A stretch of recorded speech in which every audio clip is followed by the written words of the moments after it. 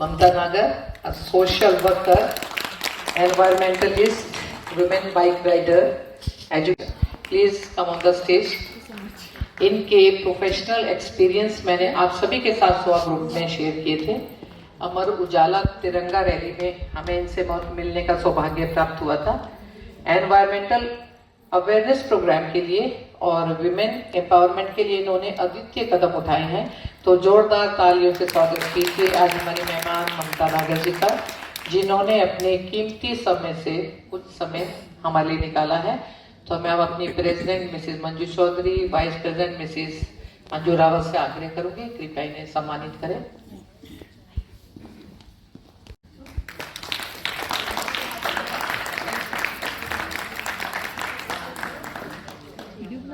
Pranam.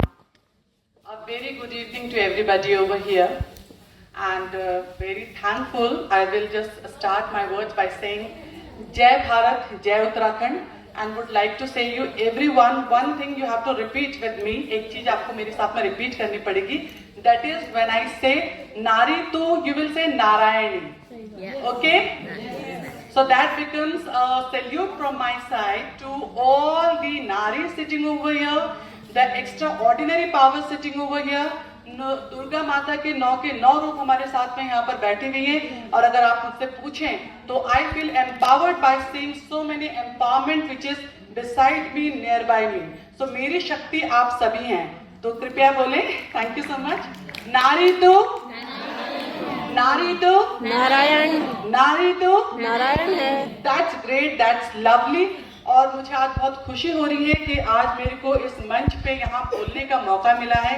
Thank you so much ma'am, thank you so much Swayam Siddha सोवा for giving me such a wonderful opportunity to present myself over here with just a small enlightenment. What should I say? Enlightenment तो मुझे आप लोगों से ही मिल रही है, that you people are so creative. इतने सुंदर आपने मैसेज दे रहे हैं सोसाइटी को, इतने सरल शब्दों में दे रहे हैं।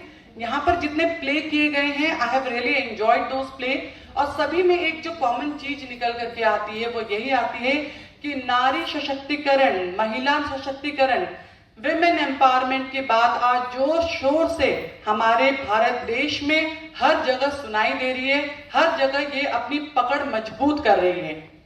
थोड़ी सी एक बात अगर हम शुरू करें तो देखिए, आज से पहले अगर हम बहुत पहले की बात करें तो ज्योतिबा फुले, रानी लक्ष्मीबाई, एम्पावरमेंट और महिला सशक्तिकरण की बातें होती आई हैं, और हमने हर युग में, हर समाज में, चाहे हमारे पास में त्रेता युग है, आज हम कलयुग में भी हैं, तो नारी सशक्तिकरण की मिसाल हमने हमेशा हर समय पेश की है अलग अलग शब्दों में।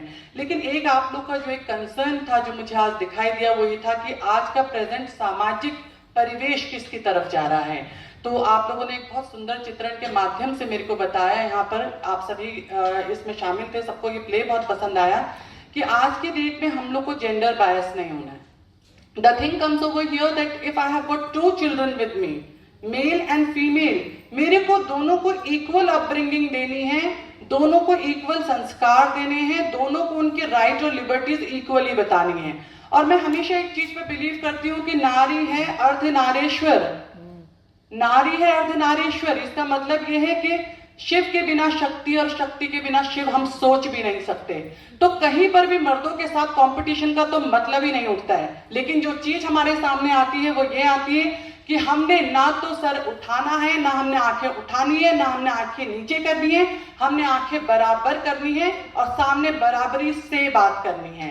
सो it comes as the beautiful creation of mother nature कि उन्होंने महिलाओं को जिस तरीके से सशक्त किया हुआ है, जैसा आपने कहा है कि महिलाओं के पास एक बहुत ही सुंदर कृति है, वो क्या है कि हम एक प्रजनन की क्षमता रखते हैं जो पुरुषों में नहीं है। इसीलिए हम लोग बहुत ज्यादा भावुक भी होते हैं, हम ममतामयी भी होते हैं, हम में इतना स्नेह होता है। अच्छा एक बात बताइए कि स्नेह ही तो है हम एक दूसरे के साथ में जुड़े हैं, ये भावुकता की डोर ही तो है जिसने हम लोगों को एक दूसरे के साथ में बांधा हुआ है।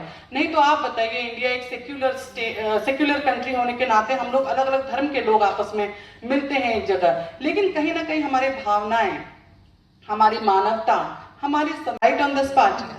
आज यहाँ पर इतने सारे लोग मुझे मिल रहे हैं तो मुझे महिला सशक्तिकरण की एक सही मिसाल यहाँ देखने को मिल रही है। I really feel very empowered कि अगर मैं खड़ी हूं तो मेरे साथ में इतनी महिलाएं खड़ी हैं, और हर एक महिलाएं अपने क्षेत्र में कितना सुंदर योगदान दे रही हैं। अगर आज की डेट में आप नाटिका के हिसाब से, आप कोई भी हास्य कविताओं के हिसाब से, आप कोई भी संवेदनशील कविताओं के हिसाब से या किसी भी रूप में समाज को जागृत कर रहे हैं, तो मेरा कंट्रीब्यूशन और मेरा सैल्यूट उन पूरी महिलाओं को जाता है जिन्होंने कम से कम महिला सशक्तिकरण के बारे में सोचना शुरू किया और इस पर कदम उठाना शुरू किया। So my salute always comes with every महिला फॉर एवरी महिला। और आज देख लीजिए, जल थल वायुसेना, कहाँ महिला नहीं है?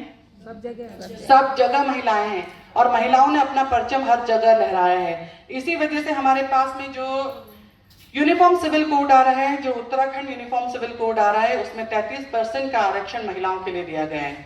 तो इसीलिए मैं कहती हूँ कि जब आप अपनी बेटियों को घर पे पढ़ाएं, उनको बड़ा करें, तो साथ में ये भी बताएं कि उनके राइट्स और उनके अधिकार की कितनी विशेषता है, कितनी इंपॉर्टेंस है। जब तक हमारी बेटियां घर में अपने राइट्स, अपने अधिकार, आई से begins from home, charity begins from home. आपको कहीं समाज का सुधार करना है तो आपको अपने घर से शुरू करना पड़ेगा सबसे पहले, लेकिन अधिकारों के बारे में जानकारी होना भी उतना ही जरूरी है। आज जो हम यहाँ पर कर रहे हैं, हम कर क्या रहे हैं यहाँ पर? जागरूकता अभियान। I must say that what you people are doing is that you are lighting that candle into everybody's heart कि जगो, आगे बढ़ो, नारी तुम अर्धनारीश्वर हो और नारी तुम शक्ति हो, नारी तुम नारायणी हो। इसी बात को कंक्लूड करते हुए, आप सबसे आगे लेते हुए, I again salute to all the womenhood.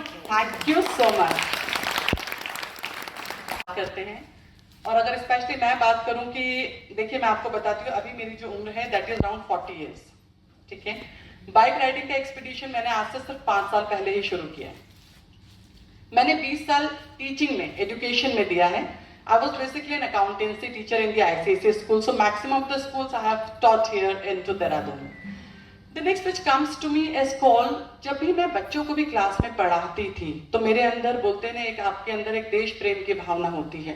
वो कहीं ना कहीं आपको ऐसे कचोटे मारती है कि आपको कुछ ना कुछ अपने बच्चों के लिए करना, उनको कुछ शिक्षा के अलावा आपको उनको वैल्यूज देनी है, आपको उनको संस्कार देने, जिसका बहुत बड़ा अभाव है। अभी आप देखिए क्या होता है कि मैं स्कूल टाइम में बहुत ही वर्सेटाइल, मतलब I am not boasting about my self, but I was one of the very versatile student during my school time, जो कि मुझे मेरी टीचर्स कहती थी। I was the school captain, मैं वॉलीबॉल कैप्टन भी रही हूँ, तो एक स्पोर्टी नेचर रहा है। फैमिली बैकग्राउंड जो है मेरा वो आर्मी पर्सनल्स का रहा है, तो I was always inspired by those फौजीज, their wives doing so much great job and selfless job for the desh, for हमारे देश के लिए। तो ये एक मेरे को कहना चाहिए कि एक बहुत बड़ी मेरे लिए, समझ लीजिए, एक तरीके से एक सिंबल होता है। आपको एक आइडियोलॉजीज होती है कि आप किसी को फॉलो करते हो, तो मैंने अपने टीचर्स का अनुसरण किया। हमारे देश में जितने भी हमारे महान पुरुष और महिलाएं हुए हैं, उनके जीवन की लेखनियों को पढ़ा, वो मेरा एक पास टाइम, मेरा अपना एक पर्सनल एरिया रहता है। मैं ये देखती हूँ कि किस तरीके से महिलाएं आगे बढ़ी हैं, उनको क्या क्या प्रेरणा जिंदगी में मिली है और किस तरह इतनी विषम परिस्थितियों से बाहर निकल करके उन्होंने जो है काम करना शुरू किया है। क्योंकि being a student, being a teacher, में एक ऐसे परिवेश में थी जिसको आप शिक्षा का माहौल कह सकते हैं। घर में एक आर्मी का माहौल रहा, तो मैं अपनी परवरिश के लिए अपने माता पिता को बहुत धन्यवाद करती हूँ। मैं अपने स्कूल के, अपने टीचर्स को आज भी I feel so gratitude for them, कि उनकी वजह से शायद आज जो मैं हूँ, मैं उनकी वजह से हूँ। And what I feel is that कि चैलेंजेस लाइफ में मेरे भी रहे हैं। 1995 में मेरे जो पिताजी, उनका देहांत हो गया था। मैं घर में सबसे बड़ी बेटी होने के नाते मेरे पास में काफी सारी जिम्मेदारियां समय से पहले आ चुकी थी, लेकिन उनकी अपब्रिंगिंग जो थी उसने बहुत बड़ा लेने शुरू किए और इन चैलेंजेस को एक सही दिशा दी।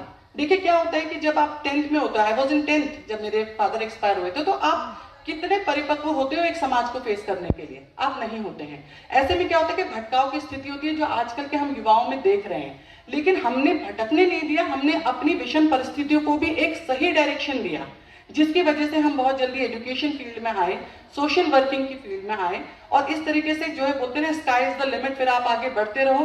आप कहते हैं ना कि एक तहे दिल से पत्थर तो उठाओ, कौन आसमां में छेद नहीं कर सकता, एक तहे दिल से पत्थर तो उठा के देखो यारो। So that is a very true thing कि हम कहते हैं कि पंखों में उड़ान होती है, पर मैं कहती हूँ कि हौसलों में उड़ान होती है। तो ये जो हौसले हैं ये आपको कहीं से कहीं तक भी ले जा सकते हैं। तो बेसिकली मेरे अपनी पर्सनल लाइफ एक चैलेंजिंग लाइफ रही है, लेकिन अपब्रिंगिंग को बहुत मैं जो है धन्यवाद देती हूँ। जो मैं आप लोग को भी कहती हूँ कि आप पेरेंट्स, आप रोल मॉडल हैं। रोल मॉडल है अपने बच्चों के लिए और बच्चों के बाद अपने समाज के लिए। देखिए, अगर हमारा घर अच्छा है, हमारे बच्चों को हम अच्छी अपब्रिंगिंग दे रहे हैं, जो हमारा एक सामाजिक दायित्व बनता है, एज एन पेरेंटल भी हमारी रिस्पॉन्सिबिलिटी बनती है। तो यही तो बच्चे आज का समाज है, कल के नेता तो यही हैं। हम बोलते हैं ना कि एक बड़ा फेमस सा सॉन्ग भी था कि हम लाए हैं तूफान से कश्ती निकाल के, इस देश को रखना मेरे बच्चों संभाल के।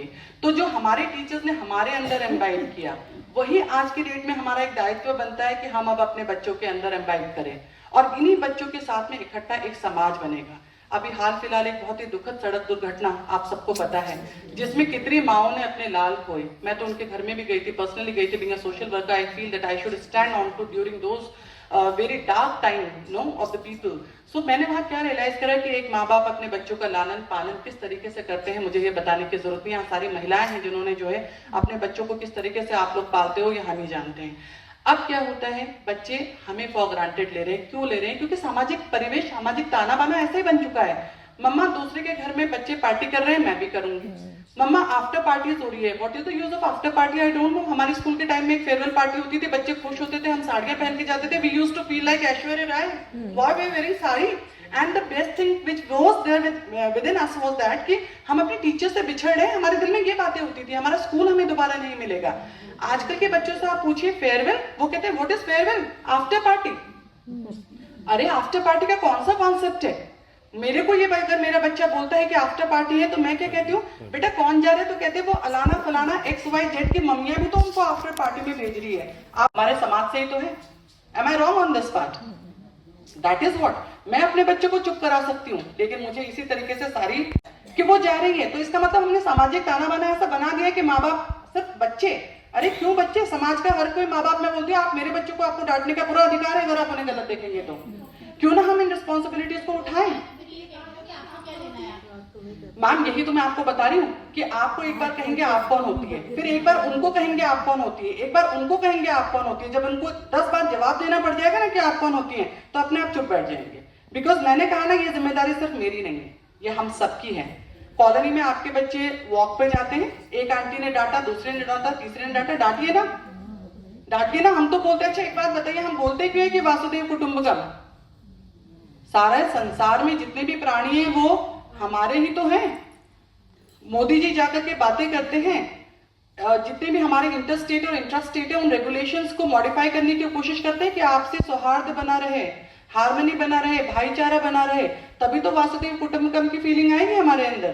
तो जब अगर मैं ये मानूं कि ये मेरा बच्चा है तो मैं गलत हूं, अगर मैं मानूं कि संसार के सारे बच्चे मेरे बच्चे हैं तो मैं सही हूं। तो सबसे पहले हमें अपनी सोच को ऊपर करना पड़ेगा। इसको प्रेस्टीज